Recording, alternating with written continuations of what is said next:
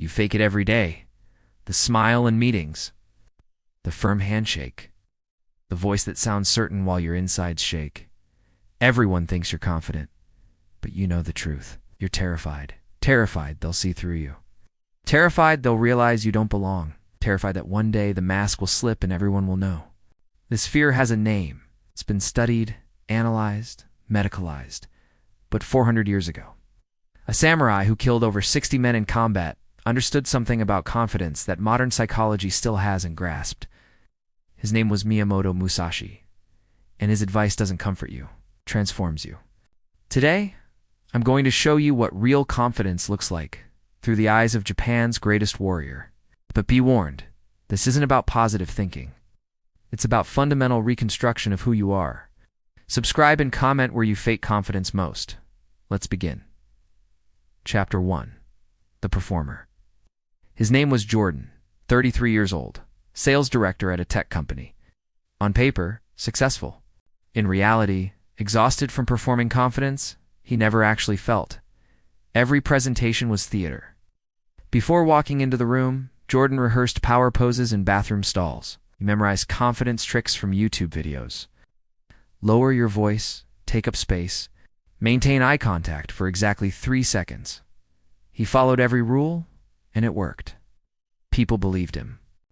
But the moment he was alone, the mask crumbled. His hands shook. His mind replayed every word, searching for mistakes. Did they notice? Did I sound stupid? Do they know I'm faking it? The worst part was success made it worse. Every promotion raised the stakes. Every achievement increased the fear of being exposed. He wasn't climbing a ladder, he was climbing a tightrope. And the higher he went, the more terrifying the fall. His wife noticed first. You're different when we're alone. Smaller. Why? Jordan didn't have an answer. He had spent so long performing confidence that he'd forgotten who he was without the performance. His breaking point came during a board presentation. Halfway through, his mind went blank. Complete emptiness. Executives stared. Seconds felt like hours. He recovered, finished the presentation, even got approval. But that night, Jordan couldn't sleep. The fear of that moment returning consumed him. He confessed to his father, a retired military officer who had seen combat, who had led men into situations where death was real. Dad, how do you become actually confident? Not fake confident, actually confident. His father handed him a worn book. The Book of 5 Rings by Miyamoto Musashi. Read this, he said. This man faced death 60 times. He understood something about confidence we've forgotten. Chapter 2. The Warrior's Truth.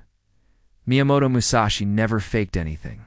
In a duel, fakery meant death. You couldn't perform confidence when a sword was swinging at your neck. Musashi wrote extensively about the psychology of combat, and buried in his teachings was a truth about confidence that destroyed everything Jordan believed. Musashi said that confidence doesn't come from believing you'll succeed. It comes from accepting you might fail.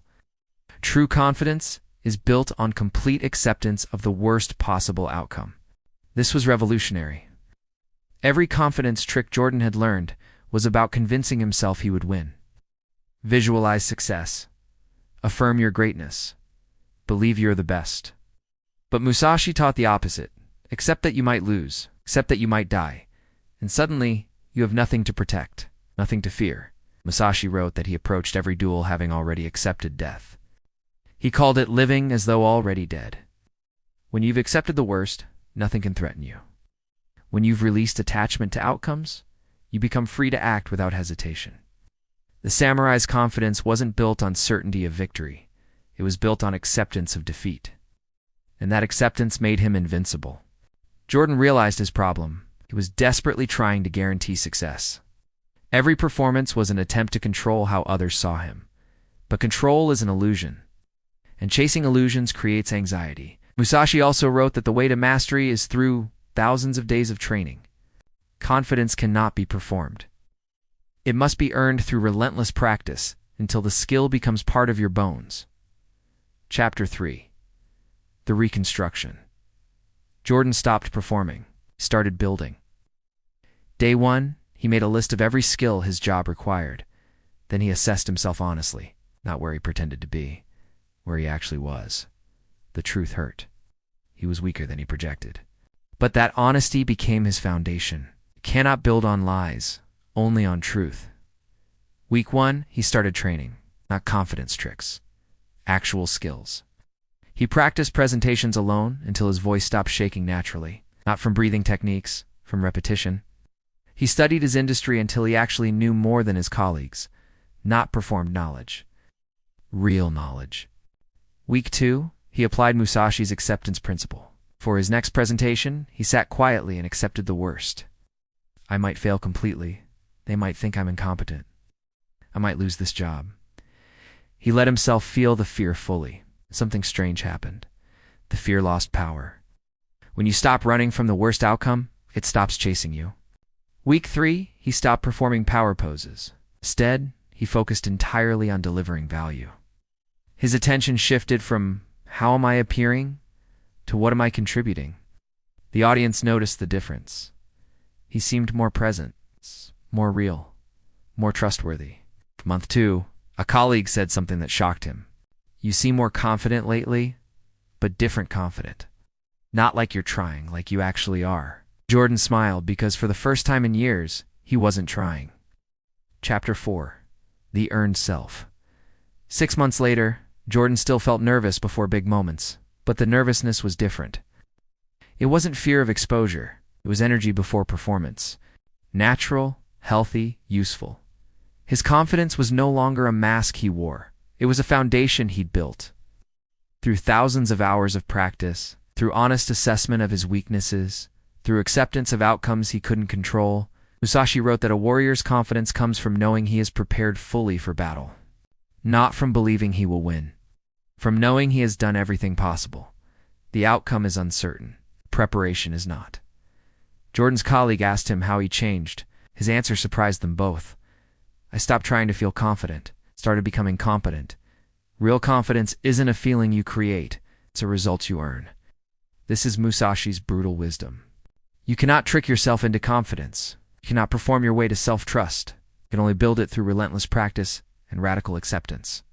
The confidence you fake exhausts you. The confidence you build sustains you. One is theater, the other is truth. One crumbles under pressure. The other grows stronger. So here's my question. Where are you performing confidence instead of building it? What skill have you been avoiding that could give you real foundation? What worst outcome have you been running from that you need to accept?